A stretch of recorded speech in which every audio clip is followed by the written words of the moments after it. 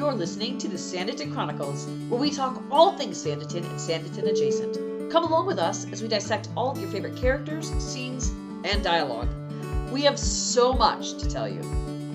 Hey guys, welcome back to the Sanditon Chronicles. I'm Maureen. I'm Janice. And we are back. We are so glad to have Janice back with us this week, and we are talking the Hankins. First, we're going to dig into Miss Hankins. What is her first name? I don't remember. I know you guys are going to blast me in the comments for this, but I don't remember her first name. Did they tell us her first name? I don't remember them telling us the first name. All I remember is her being called Miss Hankins. Okay, good. Because that's what I call her on everything.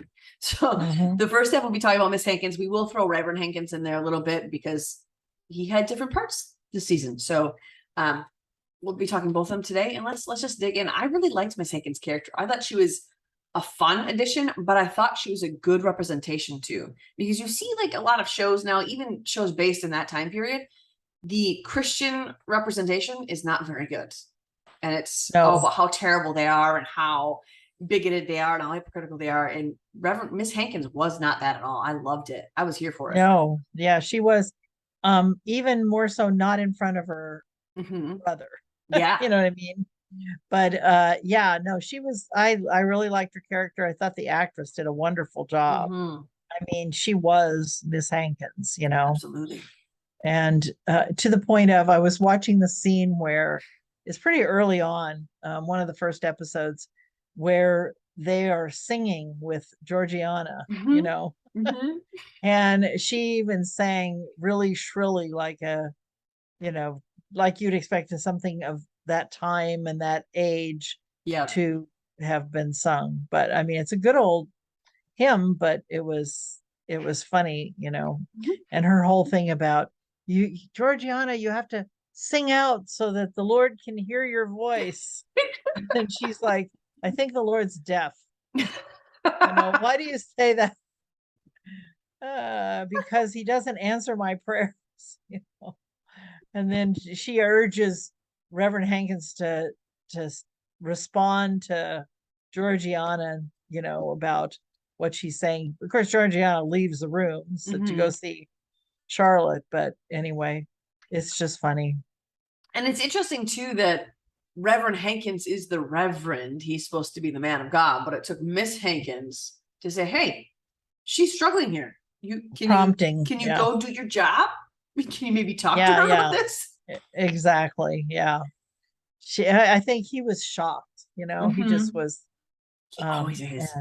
And she caught on a little quicker about what was going on, that she needed some reassurance and, you know, all that kind of stuff. So yeah, it was kind of too late because Georgiana was leaving, but yeah. And there's that scene, there was a couple, like, I liked her right off the bat because if you make me laugh, I'm going to like you. It doesn't matter if you're a good character or bad character. If you make me laugh, I'm going to like you. And I think she played this part so well that there was the right balance of naivete and knowledge. And there was this right balance of just straight goofy and also serious. And it was such a well-balanced character, I think. And one of the more balanced characters, I think, on the show in terms of her emotions and how she sees things, views things. And that scene where she's with Georgiana and Lockhart in his room, because, you know, obviously she's supervising, and he makes some comment about the nudity on the painting, and she's basically said, I'm super paraphrasing, but basically says, don't think that I can't appreciate art. I'm not a prude. I can't, you know, I know what the body is, and this is art. Well, yeah, and what she said was words along the line of, this is how the Lord created us. And you know, this is like what it was like for Adam and Eve. And so, yeah, she had a healthy attitude about it. Yeah. And I think she genuinely enjoyed people. And I think more than that, the people who were like, Lady Denham wasn't kind to her. I mean, Lady Denham wasn't any meaner to her than she was to every other person. Everybody else, yeah. I mean, I would just say she's meaner to Reverend Hankins than she is to anybody else because she doesn't tolerate ridiculous.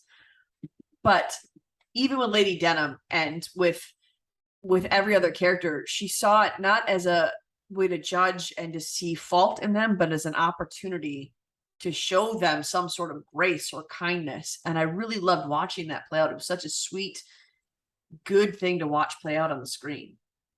Yes, and she was really kind, like you said, kind and loving. And we see that right away when she reaches out to Esther, Yeah.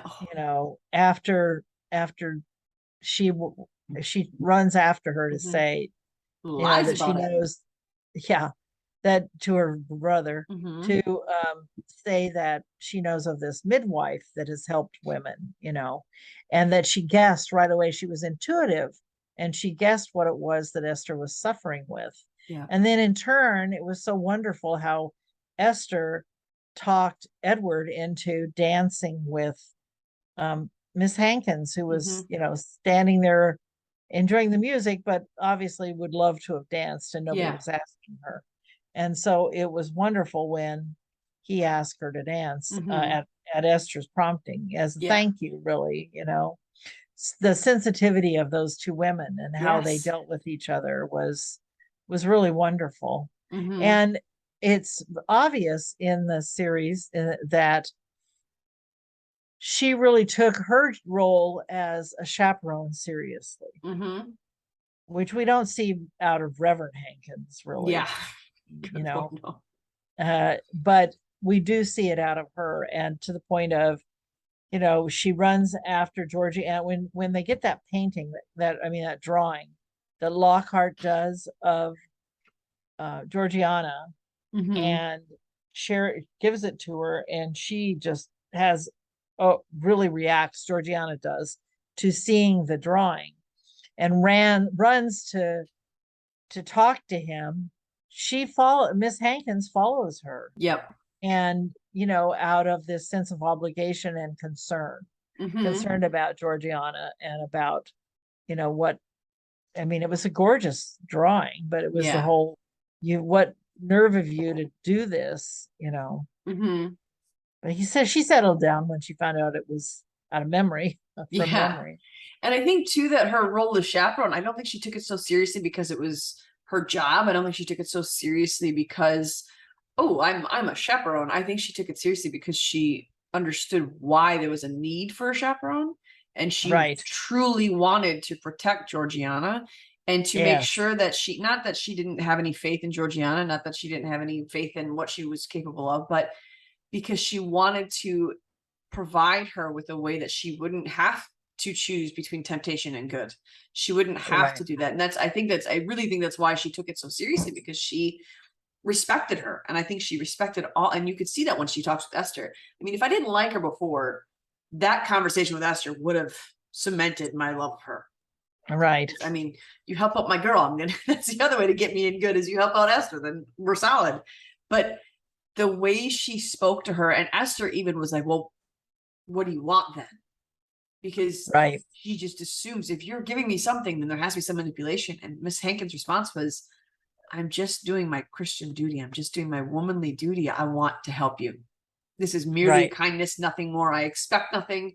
You don't need to tell me any other information. I just want you to have this information available to you to help you. Right. And she didn't prod for any more No, information. never. She just could guess what the concern was. Mm-hmm. Yeah.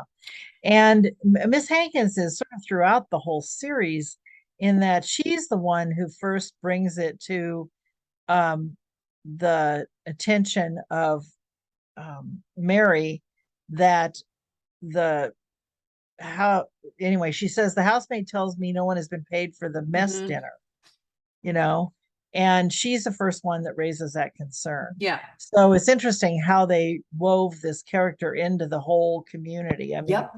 to both the Parkers and the Denhams, and concern for the whole community. And she is, I mean, as you said, she's one of the better Christian characters in any of these pieces that we've Sure. seen.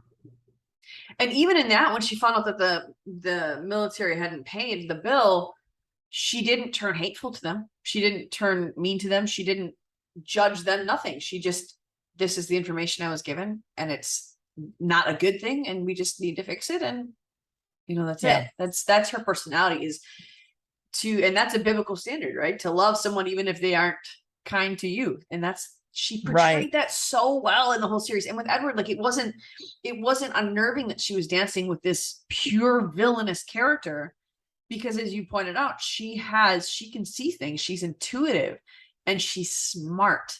And I don't think she would have been fooled by Edward. It was just that someone had asked her to dance and she finally had the, I mean, can you imagine that sort of pain of ball after ball, dance after dance, basically being told without being told, I reject you.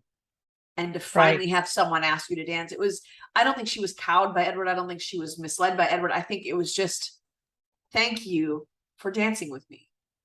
Well, I don't think that she saw his true character. I don't think she had any reason to have No, seen it, you know. I just don't think Um, she would have been fooled by it. no, if she'd had more exposure to him, I agree. But there's that one time when she's disappointed that he isn't there. You know, I can't remember what the situation was. Oh, Edward, he said, Sir Edward isn't going to be joining us today. And so she was a little disappointed. I think it was at the garden party. Because of course he'd been sort of banned from the garden party Yeah. by Lady Denham. He still made an appearance, but Mhm. she and Esther were very upset with him about that. But so that's when it was that she said she was short. You could tell she was kind of disappointed. She probably just Mhm. wanted to thank him for having danced with her or something, Yeah. But yeah, and she was good at the garden party. I mean, even when her brother kind of made fun of her for hitting the ball so hard, she Mhm. took it all in good stride Yeah. and good humor. Laughed at herself. Yeah. Yeah. And I mean, I get that it's a brother. Maybe she wouldn't have reacted that way if it was somebody else, but I think she might have. I think that Um, she doesn't take herself so seriously. I think that she kind of sees the goodness and the lighter side of life. And I think that's such a benefit, especially then as a woman, you kind of have to have that view where you're just gonna be depressed all the time. yeah. Yeah. And didn't she help at And the garden party? Didn't she help when Augusta was starting to I don't know if when she fainted, you mean when Augusta Mhm. fainted? I don't think she was really involved in that. But where we do see her is when she goes up to Mary and says, I've lost her. I've lost Mhm. Georgiana. And they go to find, I've looked everywhere. And so Mary goes with her and they find her at On that um, wall with on Lockhart. that wall with Lockhart. And they were I don't think she caught on to the fact that they were getting as intimate as Mary did. Mary figured it out right away, but she's still there showing her concern both for her job, her duty as a chaperone, and also just out of, because she's a kind person and concerned about people. Yeah. Yeah, and I think that's another thing that they wrote well is that we can call her intuitive, we can call her smart, and she figured out with Esther what the problem was. But that doesn't mean she understands the intimacies of a relationship like that because she is so a maiden. She is not married. She's She doesn't right. know Yes. about that stuff in its entirety. She understands why she needs to chaperone a girl, but I'm sure that at that time she wouldn't, in that time period, she wouldn't have known all that entailed. So she wouldn't have been able to pick up on the signs of that, seeing it play out like she did with Georgiana and Lockhart. I don't think she would have picked. So and I think that's why she's such a well-balanced character because she does have the naivete that would fit a woman of that standing and that relational status at that time period. Right. Yeah, she's quite innocent and Mm-hmm. also I think sees the good in people. Yeah. She doesn't work from a standpoint of what's wrong with them or that there's danger. She doesn't really see that. And prior to that situation on the wall at the garden party, uh he, Georgiana had already arranged to have him do a portrait of her, Mm-hmm. and Miss Hankins, and that's actually the scene you were referring to, where um, she is looking at the paintings of these nude portraits he's done, Yep. and she says, "Gracious," and he says, "I hope you're not shocked, Miss Hankins." And this is what she said. I love it. She says, "By no means, sir. Were Adam and Eve not naked in the Garden of Eden, Mm-hmm. bearing all before God? One might say, this is the Lord's true vision of us." Mm-hmm. It was such a wonderful way, her whole attitude about it Yeah. was wonderful. But she was doing her duty, being there while Lockhart was doing this painting were attempting to do a painting of Georgiana, a portrait. That's what she had been commissioning. Hmm. And it was, here she is sort of falling asleep, and but she was there. Yeah, exactly. And I mean, I think that could they have pulled one over on her? Yeah, and I think that they wrote that in there because she can't not have some sort of idiosyncrasy about her that's goofy and that's funny, because I mean Mm-hmm. that's kind of that's kind of how, certainly in Jane Austen's novels, how clergymen were written. And isn't Jane Austen's dad, wasn't he a clergyman? I believe he was, yeah. So she knows firsthand the idiosyncrasies of being clergyman, of being in the clergyman's family, of what that's like, of, so I like that they kept that in there, because it would have been true to what Jane Austen, probably how she would have written her, to just fall asleep in the middle of a chaperoning trip.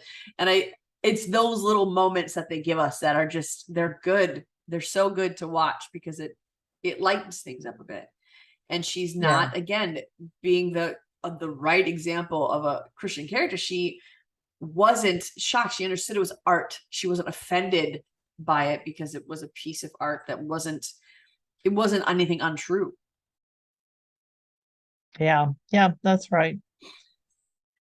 It And was watching her interact with her brother too was interesting. yes. And I think I go back to that scene in the church where she looked at him and said, I forgot to tell her about the it was a quilting thing that they were all meeting together for, her quilting, some sort of thing like that. I don't remember exactly where she was, but when she lied to her brother to go out and tell Esther, and he was just like, oh yes, of course go. And he's just so ridiculous of a man, and he so does not understand women or his responsibility as a clergyman to women.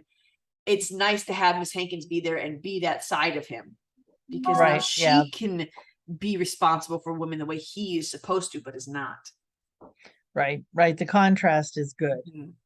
Yeah. and well, let's face it, it's very different, I think, from how we view clergymen now and Mm-hmm. how they did then, because it was more like, you got appointed to a position. Yeah. It was a way of ensuring an income. It was not, you weren't, because you had a calling necessarily, Yeah. And I mean, and second sons, you had a choice, military or clergyman. yeah, Oftentimes, I mean, not always, yeah, obviously there was exceptions to that rule, but that was often your choices, military. And if you didn't want to go to war, then you would study to go to be a clergyman. yeah, yeah. And like I said, there was the income guaranteed, and Mm-hmm. you know, have you ever seen Poldark, the series Poldark? No, it's on my list though. Well, you'll get a lot of that in there. Really? Yeah. And of course, we think of Pride and Prejudice, Mm-hmm. the young man who's becoming a clergyman who proposes to Elizabeth. And Collins, yeah, the most ridiculous yeah, man on the face of the planet. yeah, he's really good at playing that character. That actor is, I see. you I know, preferred the Collins in the 2004 revival to the 1995 one, because I think ah, he hit the ridiculousness even harder than the oh original yeah, did. yeah, no, I agree. And that's the one I think of, the one in the 2005, was that?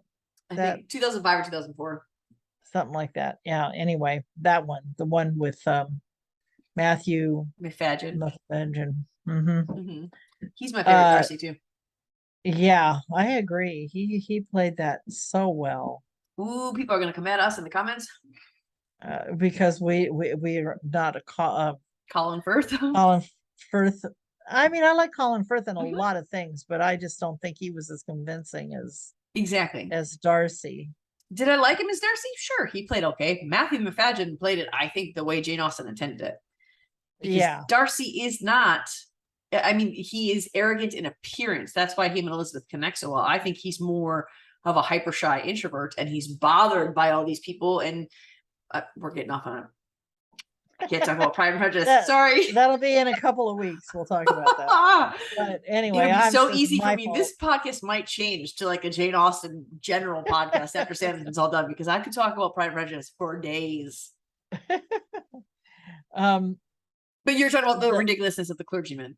yeah, yeah, yeah, and it's in keeping with that, the way they Mm-hmm. wrote Reverend Hankins. Yeah. And it's interesting. I'm thinking of the sort of one of the next times we see Miss Hankins is when she and Georgiana are walking on the street, and Georgiana calls to Arthur, and she needs to go to Lockhart's studio and Miss Hankins is saying that she's torn because she has all these other responsibilities, Christian duties, Christian responsibilities that she's taken on willingly. I mean, but she's torn. And so she's like, I'm just not sure that I can do all of this. She's just thinking about that. And Georgiana sees Arthur and takes upon herself to get Arthur to go with her instead. And doesn't even tell Miss Hankins, just leaves Miss Hankins, poor Miss Hankins, there shopping, looking around like, where did Georgiana go? Which seems to be a common theme. Absolutely. And in both seasons, there's a parallel we'll talk about. But so, and then she runs off with Arthur, and so Miss Hankins goes to do her other duties, we assume. And I think when I think of Reverend Hankins too, and her, because that's absolutely true of her, like she just keeps, she doesn't even hold it against Georgiana. She just does what she set out to do. She said she had these other obligations. She's not gonna not fulfill them because Georgiana has gone off with someone. And I think she probably noticed Arthur was no longer there. Yeah. So maybe she thought, oh, she's safe enough. She probably figured it out or asked somebody. Yes. And with Reverend Hankins, I think back to that scene in season 1 where he's talking about the flowers, that infamous scene, and you see the looks on people's face. It's funny you bring up Collins, because I always think of that scene in the 2004 Pride and Prejudice when Collins is speaking and he says something about intercourse, and then there's like a thunderclap, and then he has to pull back the intercourse of, and he has to change it. That's what I think of. That sort of, because Reverend Hankins has no clue how ridiculous he is. He thinks he's so pious, and he's not mean about it. He's not a jerk about it, but he just has this idea that as a reverend, he is so knowledgeable and so pious, and he just has it figured out. And, it's my duty to tell you how much I have figured out. And I think he does it out of a kindness, he thinks. I think he thinks, well, this is my duty to share this with you. And I would be cruel if I didn't share it with you. I don't think it's like a self-imposing thing or a selfish thing. I think he really thinks that he's helping people. He's just not. Not his fault he's bad at it. No, not so much. I'm trying to think when the next time we see Miss Hankins is.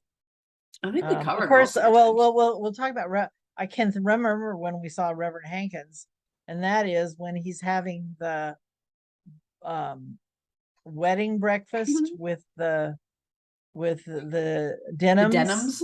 Yes, that's one of my favorite scenes with him in it. I think that trumps the flower preacher or the flower sermon. Yeah. How he says, "Oh, I've chosen hymns of no more than 6 verses," right? Isn't that what he says? Yeah. And his sermon will be half an hour, and Lady Denham's like, I think we can do without your sermon or the music.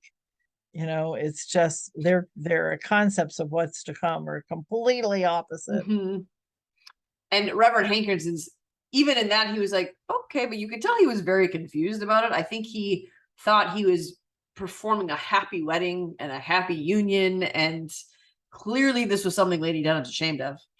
I mean, for obvious reasons. Right. And so it was just, and even Miss Hankins, you could see the look on her face is kind of like, oh, okay. But she didn't say anything because it wasn't about her. It wasn't her place to say anything. It was Reverend Hankins. And I don't remember his response to that other than the look of confusion on his face, because is it shortly after that Edward started speaking? Must have not given. Well, Edward kept trying. I mean, he kept trying to get Esther to drink some more laudanum, and it's not long after that.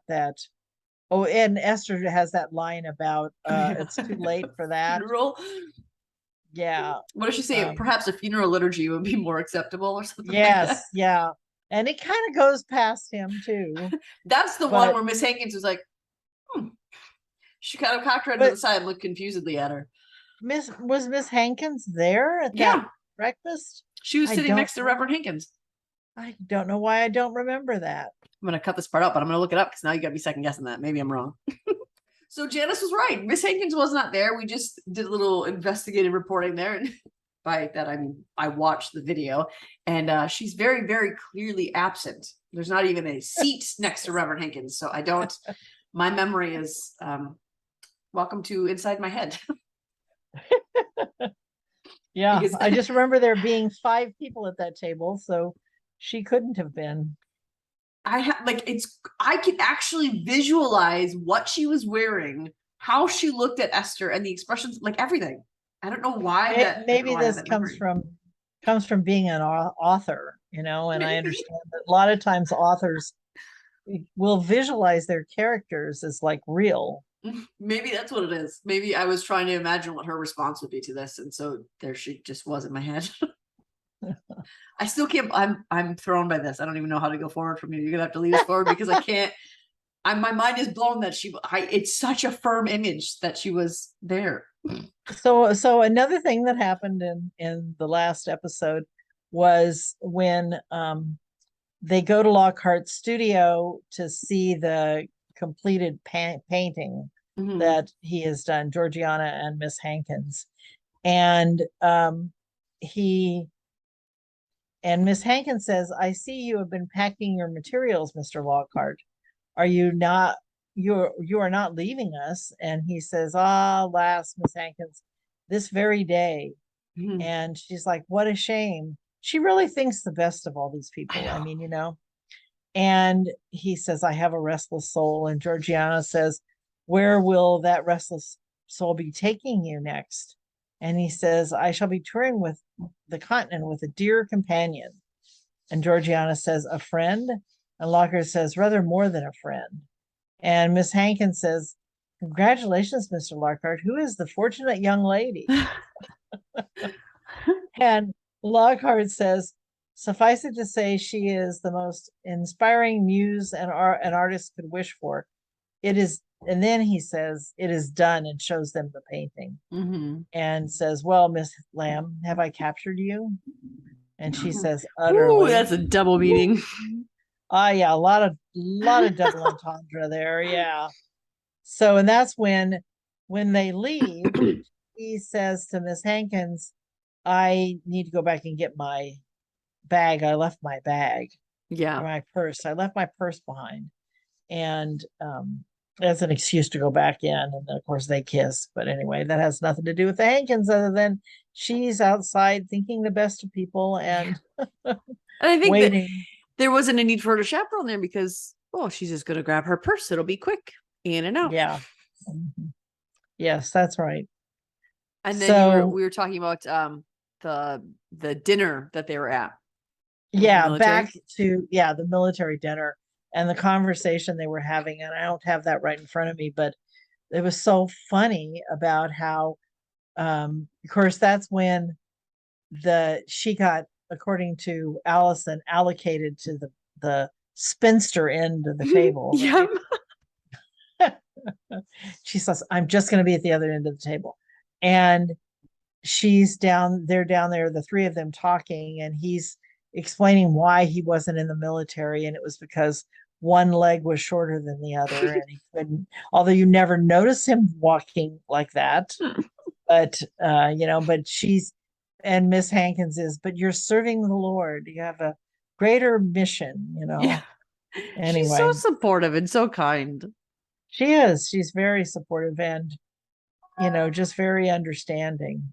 So we found the script and we pulled it up, and this is the conversation that they're having at the end of the dinner table or supper table. And Reverend Hankins is talking. Miss Beatrice Hankins, which is her name, by the way, is listening on and kind of encouraging him. But Reverend Hankins says, I considered the army myself, but ultimately I felt that my gift for oratory was better suited to the church. Besides, one of my legs is a full inch shorter than the other, which might have proved disadvantageous in a battle. And then Beatrice Hankins says, but now you serve the king of all kings, brother. He says, yes. And then they cut away from them.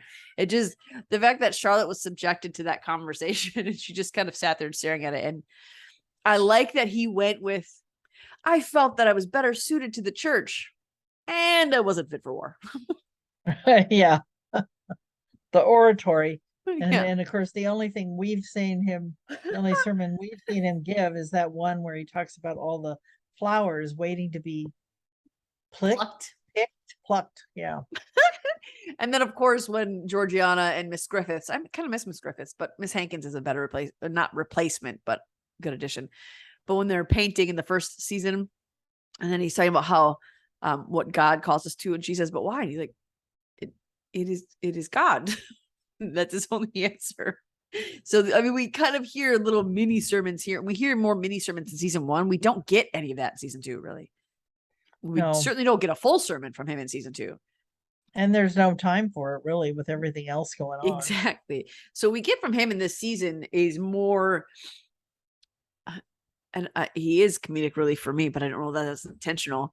But he's more of kind of a bouncing off point for Miss Hankins. I feel like he's there so she can do what she needs to do. I feel like that's Reverend Hankins' role in this season. Yeah, and for him to show up at that dinner and then give them an excuse to talk about, I mean, just that whole banter for not the dinner, I'm thinking of the breakfast. When he's there planning this wedding, which is so weird to think that somebody would plan a wedding right before. I know. See, right. As a wedding planner, that stresses me out watching this scene. Like, how are you going to pull this off? Yeah, definitely. So, another thing, I'm trying to think, all these scenes of where Miss Hankins, especially, but also Reverend Hankins, appears occurring to me, and one of them is when she goes with Georgiana to the Parkers to say that they've got, because Georgiana is telling them that she's gotten this news about Sydney and why he was in Antigua, and that she knows now that he had defended her in court at that point. And then at the end, Miss Hankins is with her when the Parkers get news about who Lockhart really is and show up at the house, and she calls, here she is, here's Georgiana has put all these notes together for everybody and she's about to run off with Lockhart. And Miss Hankins calls her down because the Parkers were there. And then they break the news that he's the source of her problems. I can't remember. Then I don't remember them being present when the shopkeepers were paid. I don't think they were. Either of them. I don't. I think we've covered most of the scenes that they were a part of, and she was actually in more scenes than he was. Yeah. Then would you know what Mr. Hankins, Reverend Hankins' first name is? Because I don't know. Let me look it up. I bet it says on IMDb. Yeah, that's what I'm thinking too. It's weird. Well, it was in episode 2 because he said, "You remember my sister." First of all, how's anyone going to remember your sister? So I'd like that they included that in there, because when we're introduced to Miss Hankins, it is Reverend Hankins saying, "You remember my sister, don't you, Miss Beatrice Hankins?" So there's some indication that she has been to Sanditon before, that she's not a stranger there. So I like that they gave us that little background knowledge right there. Let me look up his name here. And right when Charlotte and Allison arrive, Arthur tells Charlotte that Georgiana is staying with the Hankins, that they volunteered, but then I got to wondering about, when did they volunteer? I mean, how long has Georgiana been there staying with the Hankins? It was for sure after Sydney passed away, but was it before that? How did this all come about? They don't cover that. No. And I guess it happened probably within the last 9 months when we were gone, and they didn't really feel like they need to touch on that, just that she's there and that's what it is. And no, we are not given Reverend Hankins' first name. And it's ironic that she is introduced as a character that the people in the town would know. Mm-hmm. And yet we know that Tom and, well, uh, his wife, Mary. and Mary have both met Allison. They both met Allison, yet Charlotte introduces Allison when they arrive at Trafalgar House. But I think So, when they met her, it was probably not, they probably weren't formally introduced when they met, because when they met, at least the way it played out in the show, when they met, they weren't there for an extended period of time. They were there and gone the same day. So it was, was it a couple days? They were there for, well, the book said a fortnight. Yeah, the book said that, but it's different in the movie. It's a short, I don't know if it was there the same day, but it was shorter in the movie or in the show. Well, the way things worked in those days, they would have been there for at least 3 days. I mean, nothing happened that fast. Because it was repairing the, it wasn't as long as the book though, for sure. It was less than that. I think maybe it wasn't the same day, because I do remember there being, it got dark and then I think it was light again and then they were gone. They were leaving that day when it was light again. So maybe it was a night, maybe it was overnight. I don't know. In the film, they didn't really, you and I had quite a discussion about this at the time, because in the film, they didn't tell us how long they were there. But they're thanking them for their hospitality. She has time to talk with her father after, this discussion comes up about her returning with them. You made the point that, it would be strange for somebody to be going off with strangers. And that's when I said, well, I think they were there longer than that for the carriage to be repaired and for his ankle to heal some. Well, because it didn't look like his ankle was improved at all. The way he was walking on it, it looked like he was walking the same when they left as when he did it. But I mean, we don't know. It could be a short time. It could be a long time. But I think that my reasoning for thinking it wasn't weird that they introduced him is because we don't know if it was just a short period of time when he was in Willingdon. Maybe he didn't have time with Allison. It was Charlotte that he spent the time with. Well, they were all in the room together, and Allison was definitely there. Yeah. And although they changed changed actors, and maybe that's why the filmmakers thought it necessary to introduce her. Yeah, they did have to introduce her to us, for sure. They had to find a way to do that. I mean, they could have done that, introducing her to someone differently, or even Charlotte could have said, if that's the case, if he was there for a long period of time and he did have a connection to Allison other than she was just in the room with the 14, it could have been, you remember my sister Allison. Right. And I think that's what they should have said. But that's not what they said. Yeah, I think that they probably just slipped there. But I assumed when I saw that was that he wasn't formally introduced to her when he was in the small house with all the kids in that one room at one time. That was what I had assumed for that. Yeah. Who knows? Yeah, we can make up whatever we want, because if they don't give us the details, then it's the details we want them to be. And then it was just funny that you remember my sister, well. And I think they probably had to do that because there had to be some reason that Georgiana would have been entrusted to go with the Reverend and his sister if they had not. Because I mean, Tom and Mary were the guardians, right? So they had to trust Reverend and his sister after Sydney's death. Yes, but where was she before that? I think just like before, Tom or Sydney had left Sanditon and said, "Okay, stay here. I'll be back to see you." Because I think she was. That's the other thing, is we weren't given an explanation of how long she was with Mrs. Griffiths. Right. Or Miss When did Griffiths. That close? You get the impression that Miss Griffith was there in the summer times. Oh, maybe. Yeah. And again, we aren't given what are we given what season it is right now in season 2? Because I don't recall. It's pretty much summer again. I mean, okay.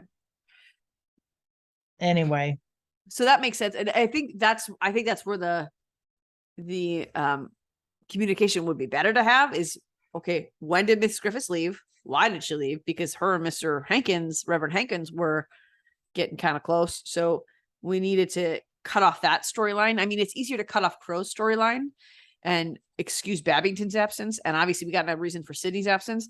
But for Miss Griffiths, we were given nothing, even though she was the caretaker for Georgiana and she was getting close with Reverend Hankins. We're giving no information. So when did that close? Why did it close? Where did she go? And then that would have been an easier transition, I think, into Georgiana staying with Hankins. Yeah. We don't know, and they don't address it at all. What do you think? Where do you if you were writing the story, how would you have Miss Griffiths exit?